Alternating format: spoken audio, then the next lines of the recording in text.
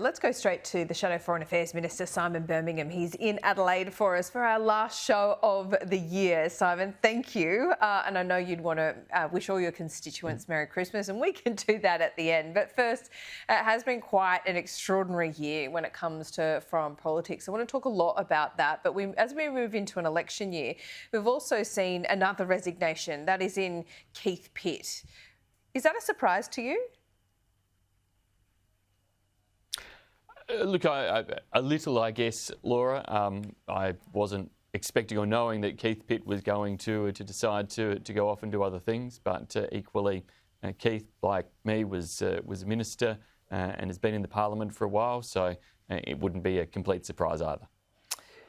Yeah, he has also said that the Nationals should stop bending to the Liberals. This is always a current and constant tension within the coalition. Do you think more than other periods over the last 10 years, or you think relations between the two parties are probably the best they've been for a little while?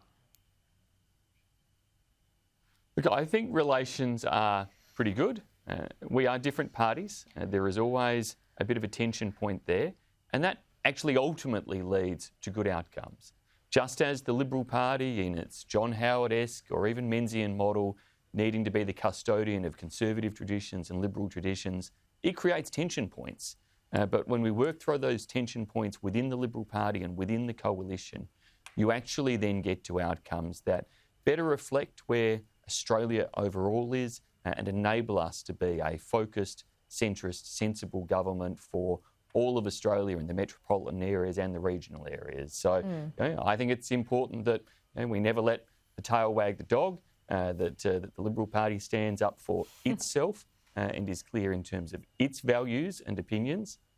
But I absolutely acknowledge the important role and place that the National Party have. And we've seen at different points some great coalitionists who recognise, most importantly, that those tension points I spoke about are things we should iron out and work out behind closed doors as much as possible, and then take a united front forward as the two coalition parties to the people. Oh, as a journalist, I could never advocate for such a thing. You should do it all in public. But look, it's really interesting going to an election year. And as a Shadow Foreign Affairs Minister, I wanted your opinion on, such an extraordinary year when it comes to foreign policy, the rise of China, the tension with the United States, what's happening in the Middle East, Russia, Ukraine, and where Australia fits into all of that. How should we identify ourselves? Are we still that strong middle power? Have we retreated? Do parochial politics sometimes take over, particularly in an election year? I think Australia should always have confidence about our place in the world. We're the third largest economy in the world with about the 53rd largest population. So we pack well above our weight, and that economic strength is, of course, what gives us one of the most enviable lifestyles in the world, and the ability to deliver essential government services. So we should never lose sight of the fact that that economic strength is core and central to everything, including our ability to fund and deliver the national security that we need to keep our country safe and secure. And right now we do tragically live in a world where all of those things are challenged in one form or another. The national security challenge evident from the axis of Iran, North Korea, Russia, and the fact that certain policies of the Chinese government all too often enable those disruptors to create great mayhem and seek to overturn parts of the established order. The economic challenge is real, not just the cost of living pressures we've had, but the risk of all-out trade wars that for an open trading economy like ours are a real threat for the future. And so all of those things put together require us to navigate a really complex world and mean that our traditional security partnerships with democratic allies are critical, but our trading relationships with our Asian regional partners and friends are also truly critical. And that requires a deft hand and a real focus in terms of our foreign policy and associated aspects of trade and defence. Yeah, Australia's been a great beneficiary of globalisation, but the world has felt a lot smaller as well. So overseas events can impact us here in Australia. It's also seen, the rise of Trump and this view of protectionism and populism. That is not relevant here in Australia, is it? All of those global trends definitely have impacts, and it does concern me that we see a tribalism that is created by different parts of politics, often at the far right and the far left, all of them seeking to create points of division and break us up in different ways. A populism that undermines what I believe to be proven good economics and good economic orthodoxy, such as open liberal trading markets, that in our region of the world, you think about where Australia was and where Southeast Asia was decades ago, and Australia was a more insulated, less competitive country and economy that didn't stand as tall in terms of standard of living indexes. And across Southeast Asia and China, we had huge incidents of poverty.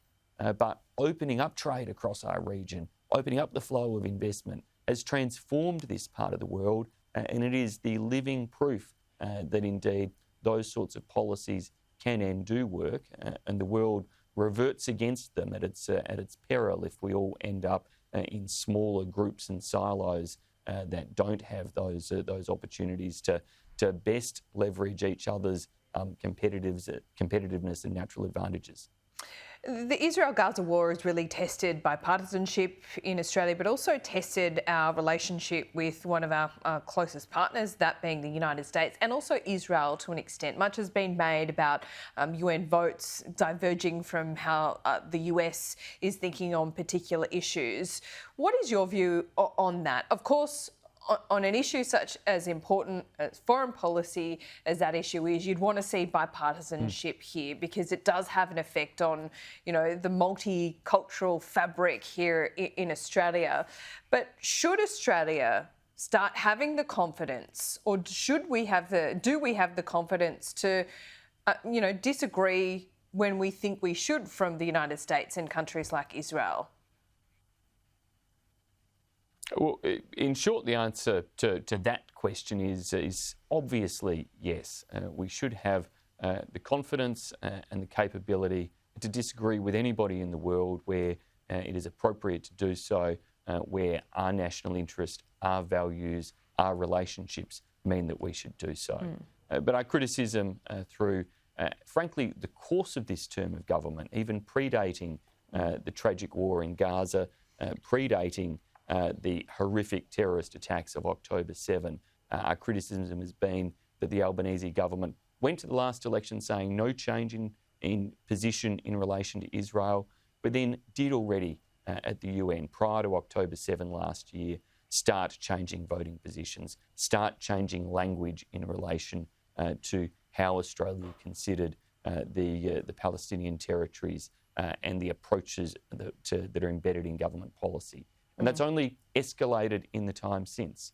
It's not to say that there isn't scope for criticism of Israeli government policies, but the way the government failed to strongly take a stance in terms of differentiating the space of Israeli government activities versus the horrific rise in anti-Semitism has sadly put us in a terrible position domestically.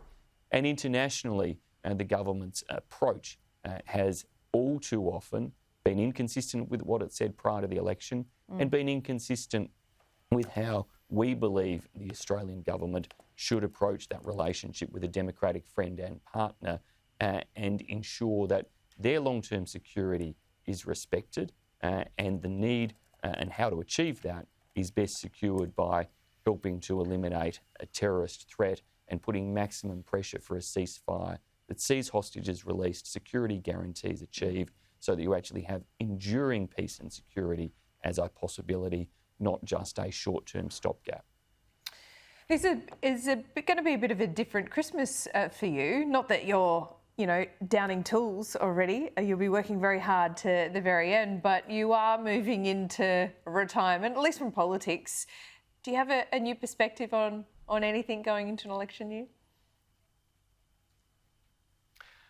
I'm pleased that the next election, though I won't be a combatant in it, is one that's actually going to be clearly fought on policy differences. So the fact that Peter Dutton's got the courage to take forward bold policies in the nuclear energy space, and there will be other policy differences that are framed for Australians to choose, I hope means that that's where the contest can be, and I hope that people look at that in terms of the different policy positions of the Liberal National Coalition and the Labor Party and really form their views there.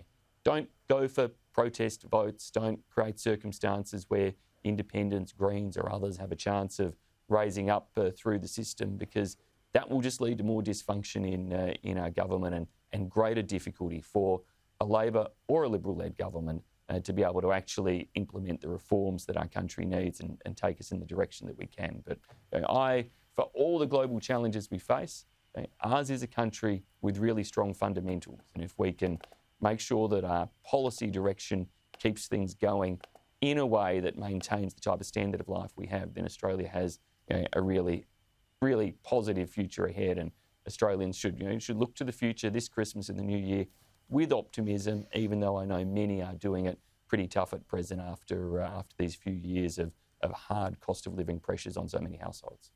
Simon Birmingham, great to talk to you. Have a wonderful Christmas with your family, and we'll see you soon.